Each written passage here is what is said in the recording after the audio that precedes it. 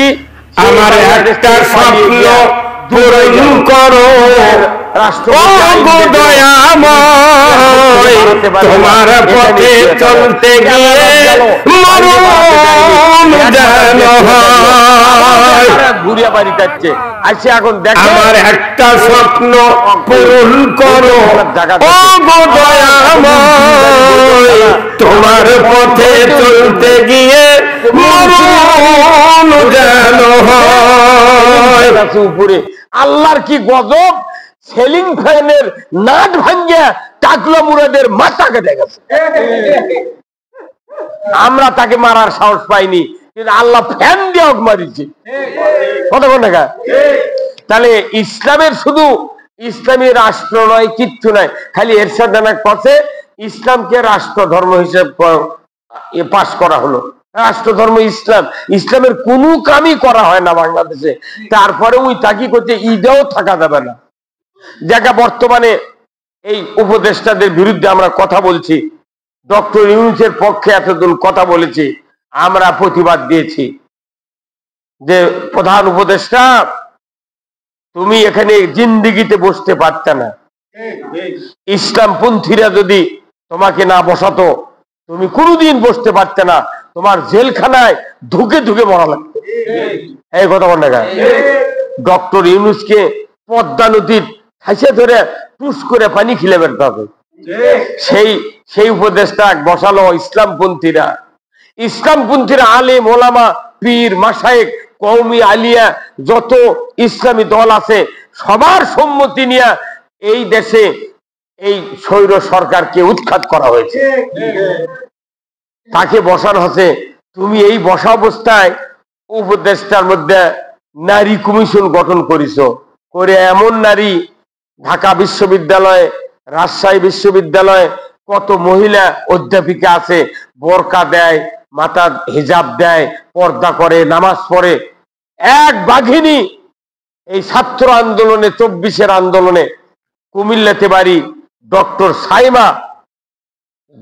সাইমা খানম বাঘের মতো গর্জন দিয়েছিল সরকারকে বলেছিল তুমি একজন গুলি করবে আমার সন্তানেরা 10 জন হাজির হবে 10 জনকে মারবে 100 জন হাজির হবে আমরা পিছপা হব না সন্তানকে নিয়ে আমরা তোমাকে উৎখাত করব না বৈষম্য বিরোধী আন্দোলনে আমরা ঝাঁপিয়ে পড়বো তুমি যদি বৈষম্য বিরোধী আইন উৎখাত করে দিয়া জনগণের অধিকার কায়েম না করো তোমাকেও গদির থেকে নামাতেও পারবো এত বড় বাঘিনী সেই ডক্টর সাইমা ওনাদের মতো মহিলাকে নারী কমিশনের স্থান দেওয়া হয়নি স্থান দিয়েছে কাক কপালত ফোঁটা আছে টিপ মাথার চুল বার করে আছে যাদেরকে কমিশনে বসানো হচ্ছে নারী কমিশনে এরা সব গত সরকারের দোষর ছিল ডক্টর ইউনূসকে আমরা প্রতিবাদ দিয়েছি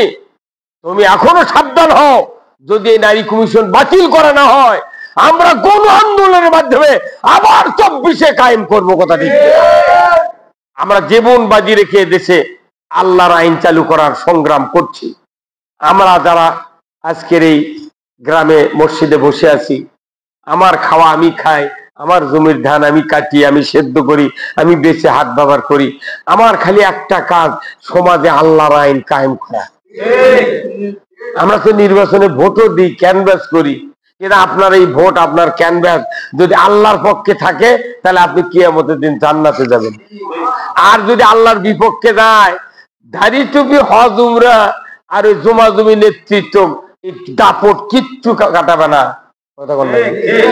ফেরাউনের মতো লোক 400 বছর হায়াত পেয়েছিল এত জনবল এত সৈন্য এত সামন্ত এত ক্ষমতা তারপরে দেখা গেল নীল দরিয়ার ভেতরে ওই লোহিত সাগরের ভেতরে ডুবে মরল কতক্ষণ দেখা আর যে জামাত 84 বছর ধরে দেশে আল্লাহর আইন কায়েম করতে চাচ্ছে এই দলের নেতৃস্থানীয় লোকদেরকে এমন কোন সরকার বাংলাদেশে কায়েম হয়নি যে সেই সরকারগুলি জামাতের ক্ষতি না করে ওরা সন্ধ্যা গায়ে ছেড়ে দিছে কতক্ষণ দেখা আমি নিজে চোখে দেখেছি তাহলে বলুন তো প্রত্যেকটা সরকার ইসলামের বিপক্ষে কাজ করেছে।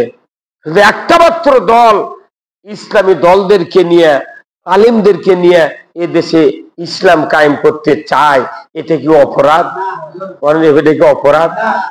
এই কাজে যারা শরীক হবে, আল্লাহ তাআলা কোরআনে বলছেন, আল্লাযীনা আমানু ওয়া হাজারু ওয়া জাহাদু ফি সাবিলিল্লাহি বিআমওয়ালিহিম ওয়া আনফুসিহিম আ'যামু দারাজাতান ইনদাল্লাহ।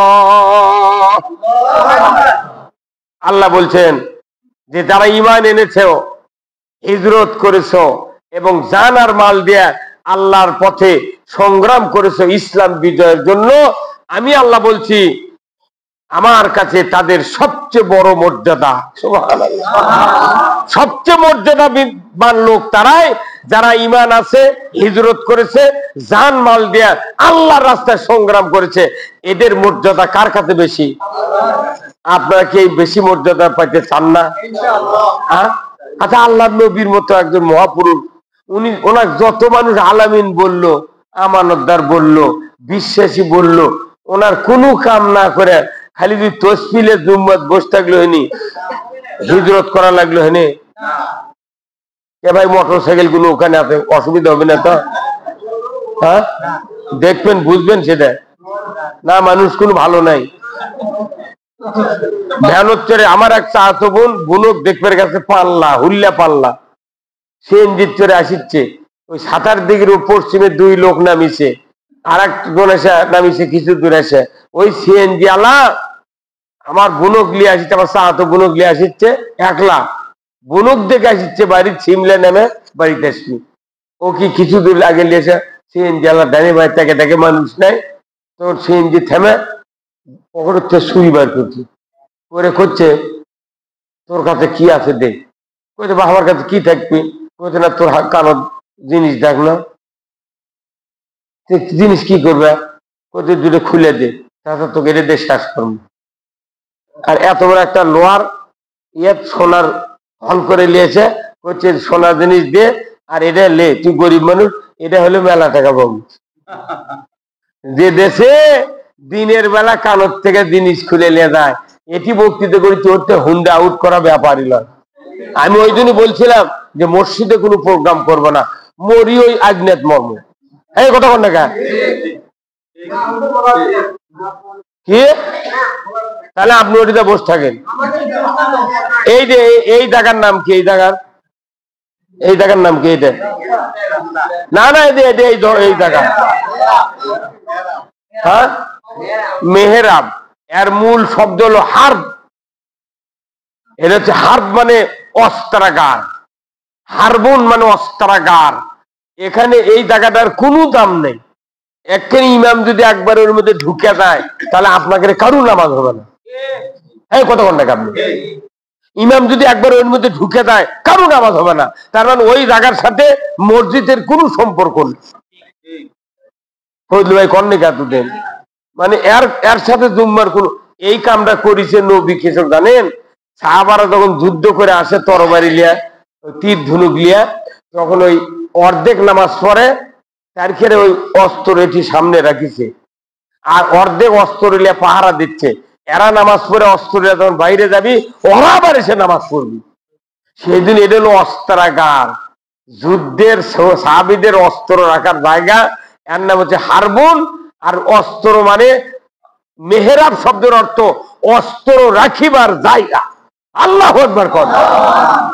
তাহলে এটা অস্ত্র রাখিবার জায়গা। এই জন্য যাই যেভাবে আসেন মসজিদে, জুতা লিয়া, ব্যাগ লিয়া, আপনার সব জিনিস সামনে রাখা লাগবে। আপনি মনে করেছেন এই যে বক্তৃতা দিতে বেড়াচ্ছি, বহু লোক ষড়যন্ত্র করছে যে ওটি এগুলো হচ্ছে,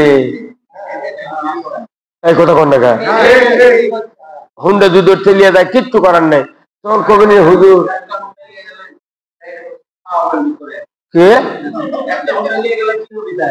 একটা চলিয়ে যাচ্ছে না। আপনি এদেশে কয়েক লক্ষ পুলিশ আছে, বিডিআর আছে, আর্মি আছে, কয়েক লক্ষ। মসজিদে জুতো পাহারা দেওয়া লাগে। কত টাকা মসজিদে জুতা এনে সামনে বাস করে রাখিছে, আপনার এখানে হয়তো ওখানে রাখছেন, কিন্তু টাউন বন্দরে যান, বাংলাদেশ ব্যাংকের টাকা রাখার বাক্স ওর সামনে রাখছে, জুতা থসে, চোখ মুজে, অনেক মুক্তার দিনে চোখ মুজে নামাজ পড়ে ফজলু ভাই, চোখ মুজে সেজদাত গেছে, উঠে আবার চোখ মেলে তাকে জুতা আছে নাকি? চোরের দেশ। আপনি মনে করেন না যে দেশে আইন নাই সে দেশে কোনো নিরাপত্তা নেই, কথা ঠিক কিনা? এই জন্য আমাদের যারা ভাই ওই মিটা ওই দিক যা, আপনি ওই দিকে যা পাহাড় থাকেন একজন যান, আপনার দুইজনই যান, কোনো টেনশন নাই, আপনার যুদ্ধ জিহাদের সব পাবেন। কারণ জিনিসপত্র রসুল নিজে বলছেন তোমার জিনিসপত্র সামনে রাখবে, যদি পেছনে রাখো তাহলে তুমি নামাজ পড়ে শান্তি পাবে না। আমি এটি বক্তৃতা দিচ্ছি আমার কলজেদা আছে হুন্ডার কাছে, কথা